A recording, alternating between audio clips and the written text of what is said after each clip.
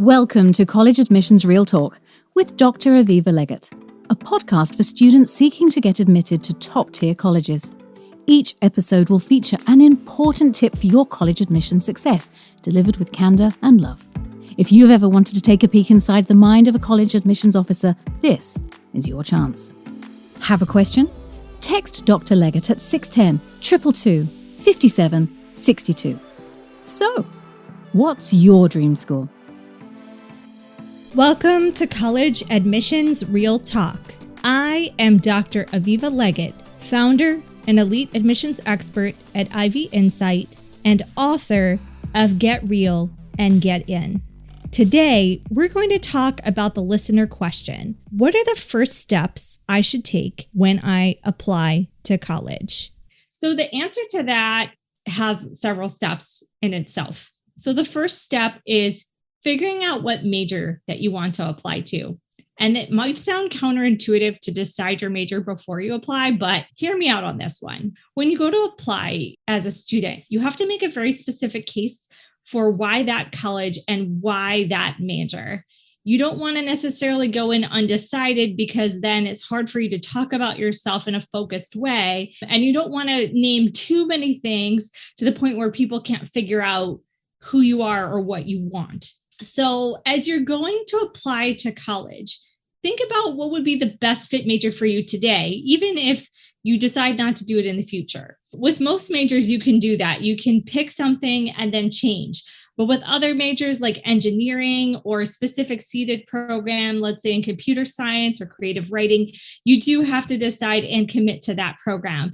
In the vast majority of cases, if you're doing a hard science, if you're doing something humanities related, social sciences related, mathematics, all of those majors are changeable once you get to college. What you have to do to decide your major for your application process is look at where you've demonstrated your strengths academically and outside of class, and where you have the most compelling evidence to share about what you want to do and why. So let's say you want to study computer science, but you've never taken any computer science classes, you haven't done any programming. You can definitely take computer science classes in college and explore that interest there. But I would not write that on the application because you don't have quite the right experience to back that up.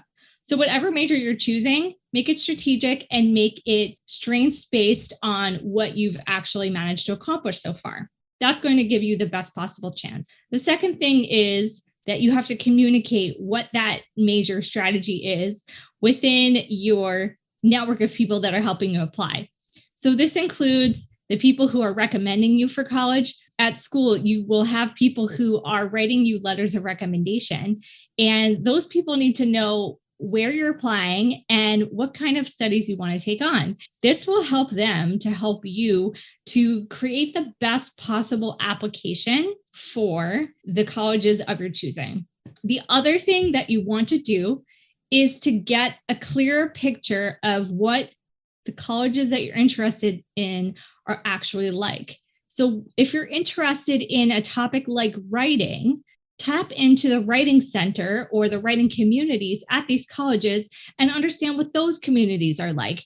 Because at every college, there is a wider community of students, alumni, faculty, staff, and then there are smaller pockets of people who join together around a shared interest or around a similar ideology. So if you're a writer and you check out the writing communities of all the colleges you're interested in, that'll give you a better and deeper, nuanced understanding of what this college experience would actually be like for you if you were to attend this college. So think of whatever your number one interest is and find it at the college and how it plays out, explore those resources and get a better picture. This will help you in a few ways. One, it'll separate the wheat from the chaff in terms of which colleges you think do fit you and feel right and which colleges don't.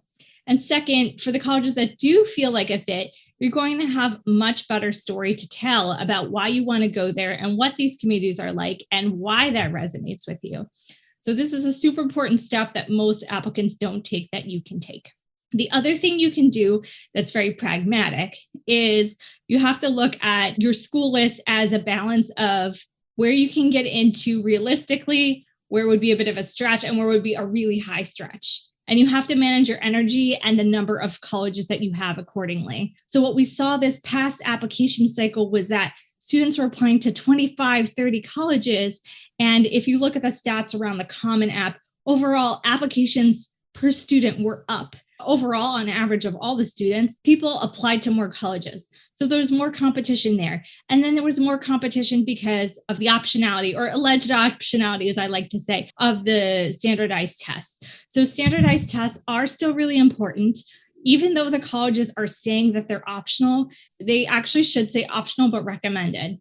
For the colleges that have released data on their admission numbers and how many of their admits took the tests, the data is pretty staggering because it shows that these colleges are privileging people who submit tests.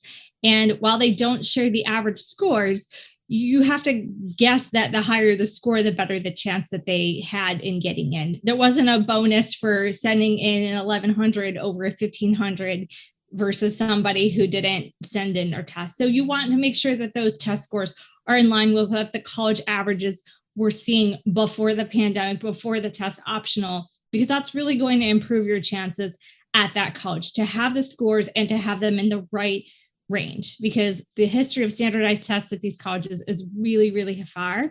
And it's not going to be so easy for them to be like, well, tests don't matter.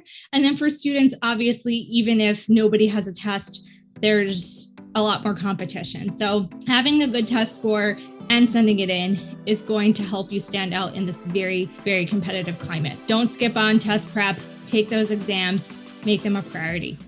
College Admissions Real Talk is hosted by Dr. Aviva Legatt, edited by Stephanie Carlin, and produced by Incontrera Consulting. I'm Caroline Stokes, and this has been your daily boost of college admissions insight. Have a question? Text Dr. Legatt at 610 222 5762. For more information on Dr. Legatt and Ivy Insight, visit www.ivyinsight.com. And you can pick up Dr. Legatt's book, Get Real and Get In, at major retail outlets across the world. Insight.